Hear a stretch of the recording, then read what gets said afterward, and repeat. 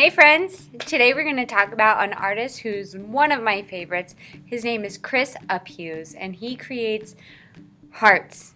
I know it sounds simple, but these hearts have expressions, they have faces. So we are going to be creating our own version of his artwork. So you can see here I have these 3 different hearts that I've created, but there's more of a unique background. It's kind of like dripping, like paint dripping down, or something abstract, something like an optical illusion in a way. So I'm going to show you how to create this kind of background and create these kind of hearts with different facial expressions. Like here, I will share this handout with you guys so you have something to reference, and then I will demonstrate how to create the drippy effect once we get started. All right. The supplies you need for this project are 2 sheets of paper, a pair of scissors, glue stick, markers, and your imagination. All right, guys, so we're going to be starting with the background.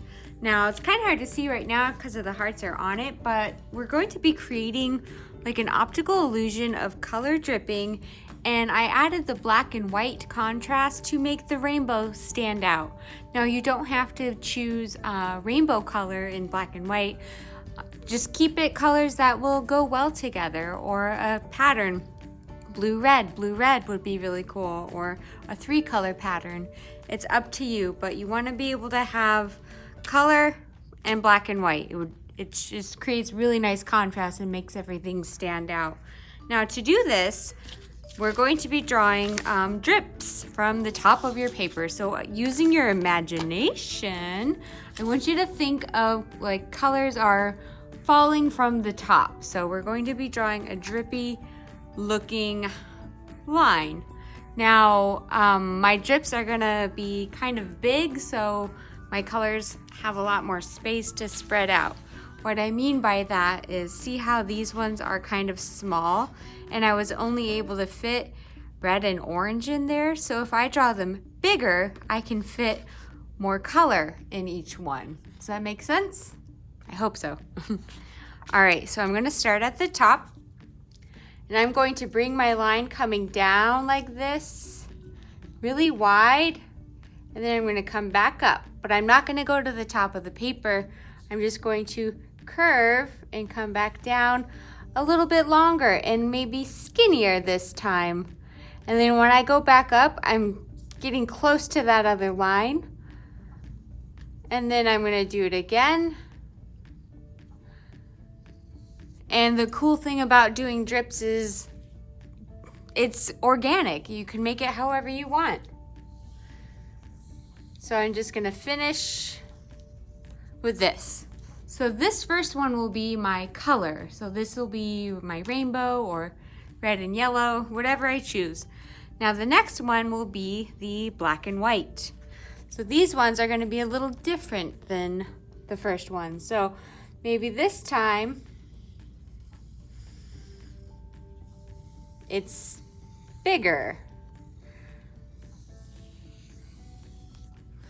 So now I have color, black and white. Then I'll do color again. So maybe I think I want to do maybe off to the side. So just a little bit of color right here.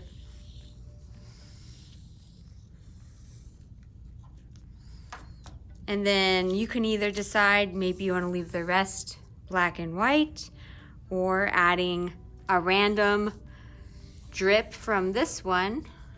That could be color, and this can still be black and white.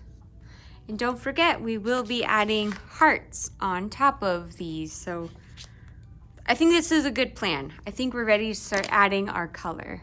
So grab your markers and let's start. For my color, I'm gonna choose the primary colors, which are red, yellow, and blue. So this first part of my drips will be red, yellow, and blue. And then down here, I'm gonna keep black and white. Remember, you can choose different colors if you'd rather switch it up a little bit, but I'm gonna stick to the red, yellow, and blue first. When I start tracing, I wanna make sure I follow the pattern of the drips. And I try to do it in one continuous line. So I'm gonna start at the top here, and I kind of hold my marker so it creates a wide line, and I'm just tracing that pencil line that I drew if you go off a little bit, that's okay. Don't stress about it. It's just a guide. All right, so that first line's done, and then I'm gonna add my next color. I think I'll go with the yellow.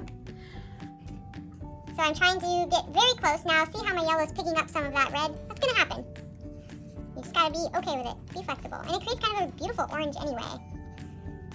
I'm gonna go back and just kind of fill in the spots that I missed. There we go. So I just have a 3-color pattern here.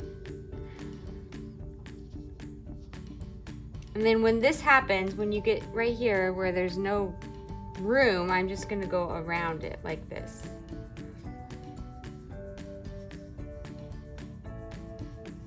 And then go back and fill in these parts.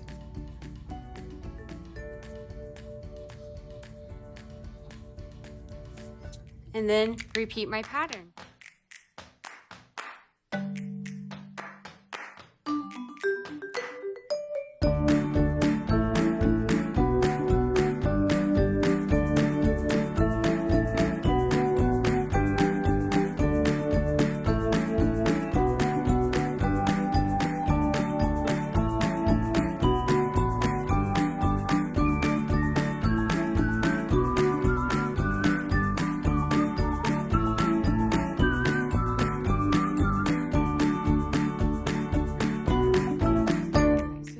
Ooh, that looks pretty cool. I'll do my black and white now. So doing this way, I'll still use the same technique by starting with black.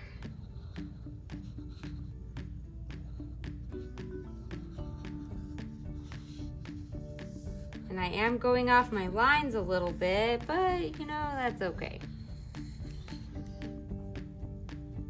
I can go back and fill it in. So this time I would leave a space and then do the next part of the line. So this part can be tricky because you have to use more of a skinny tip. Just trying to follow the same pattern closely without touching that line.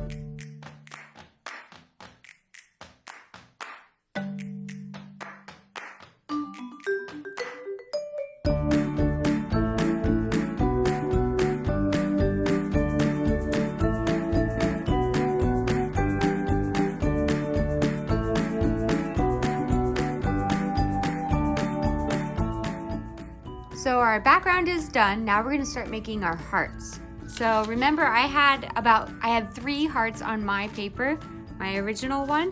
You can do up to 3, you can do more than 3, you could do 1 big one.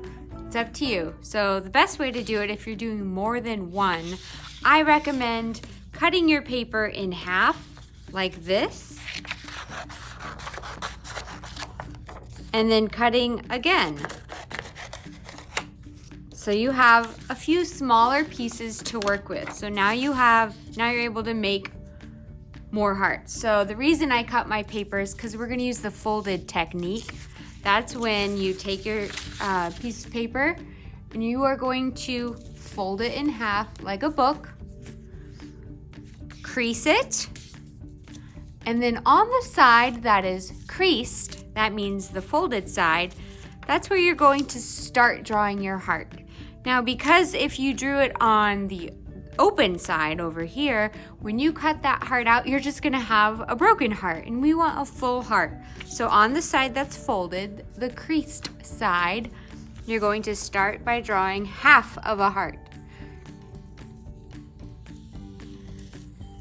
like this. So that's half of my heart. So now, just double check that it's on the correct side, which it is. Grab your scissors, cut it out.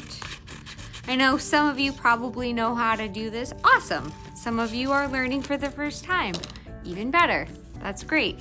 So now I have this perfect little heart, and then I have this piece. You could always save this piece for something else. You might want to use it instead. That looks kind of cool too. Set it aside, cut out the rest of your hearts, and then we'll start drawing faces.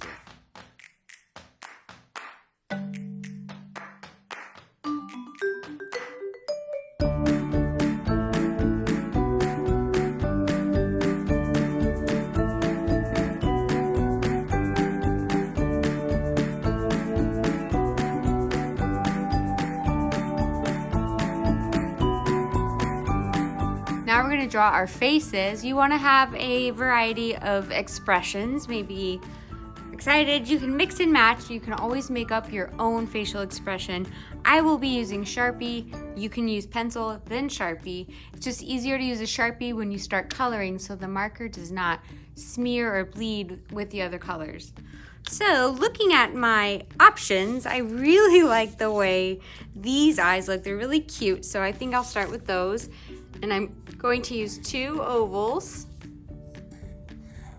They are spaced apart, but that's okay. Hopefully your Sharpie works better than mine. Mine's pretty dry. For those of you who were at Mabel last year, you know our Sharpies get dried pretty quickly. We use them a lot. Luckily, I have some backups. All right, so I have a little nose. That's better. And then I want to pick a mouth. I think I'll go with this mouth. 2 little teeth and a tongue, and then fill it in black.